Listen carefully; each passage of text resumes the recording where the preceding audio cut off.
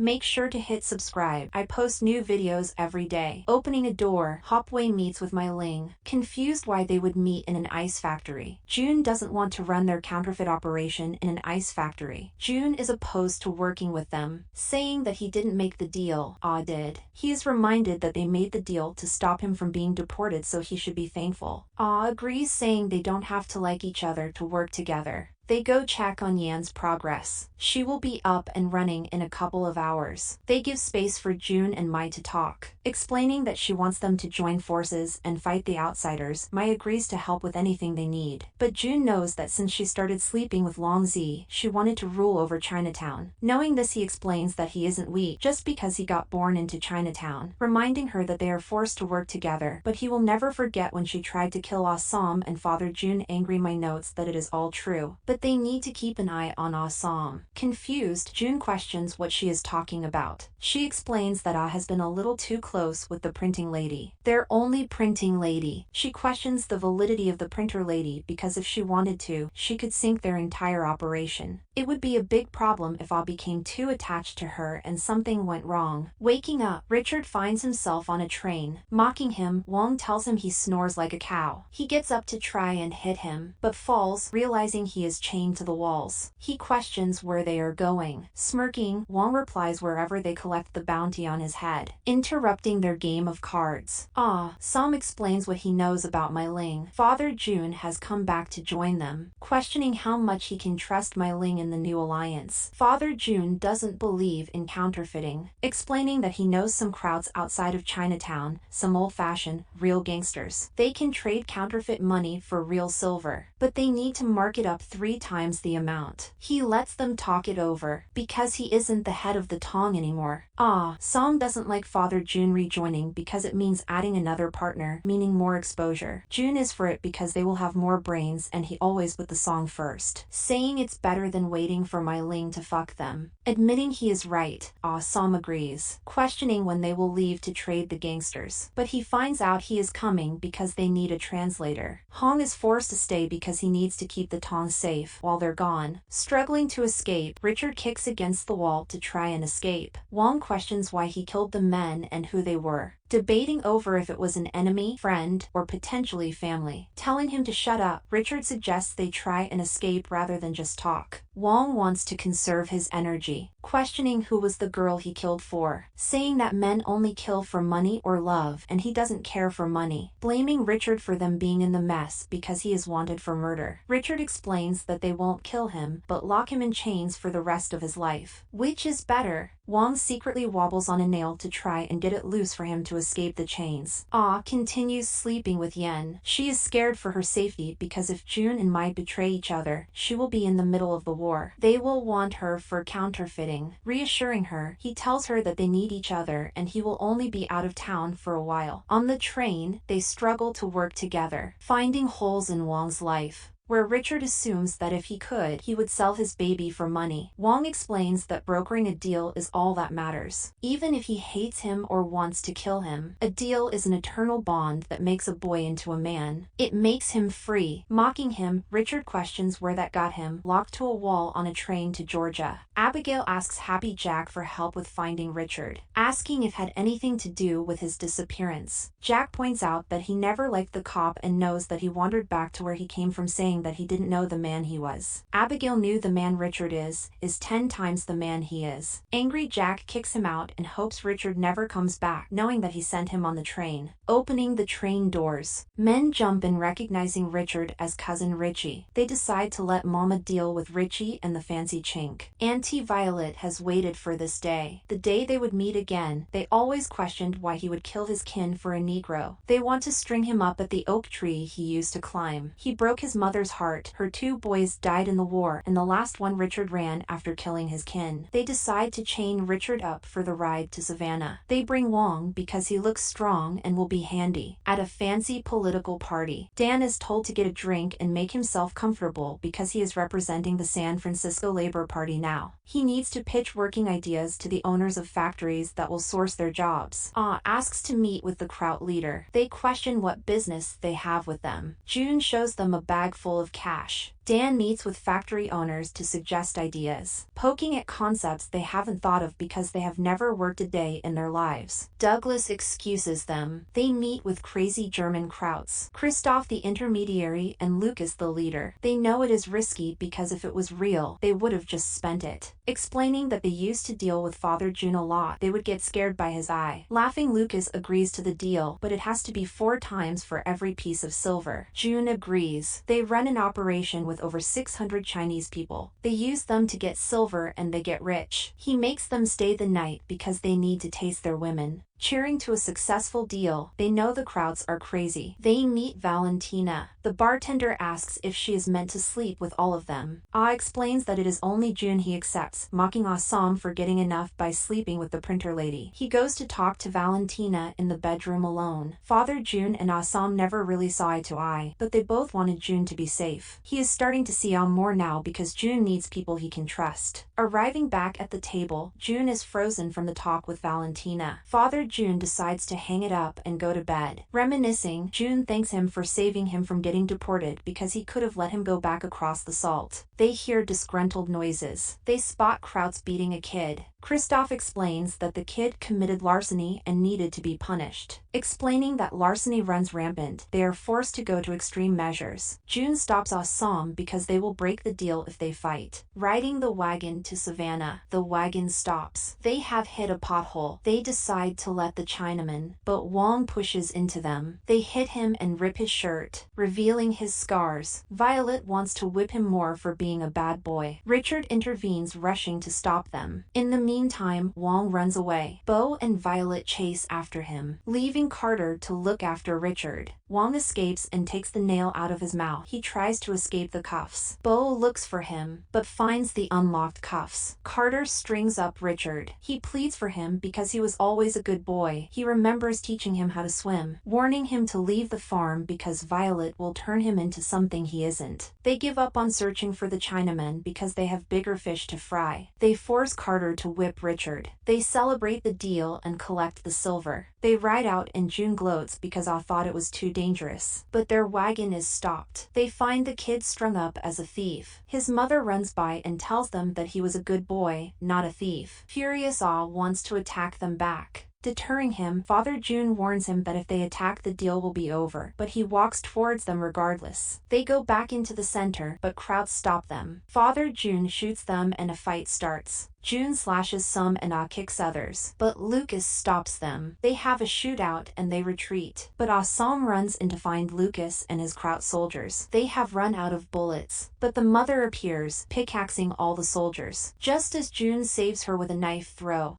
slashes them with the knives, using the last guy as a shield, slicing up Lucas and throwing him onto the cross to be impaled, staring at him in his last moments. Going outside, he tells them it is done, but Father June has been shot. They quickly try to get back. They whip Richard for all that he has done, but he blames Violet for eventually killing Bo and Carter. She is done waiting. She wants to kill him, but Wong hits Carter on the head and smashes Violet. He lets Richard go. Just as Bo comes, Richard shoots him. Surprised Wong came back for him. Bo reaches for a gun. Richard offers to let him leave if he drops the gun, but he moves it and Richard kills him. Devastated, he digs graves for them. Wong decides to help him. Thank you for subscribing. I post new videos every day.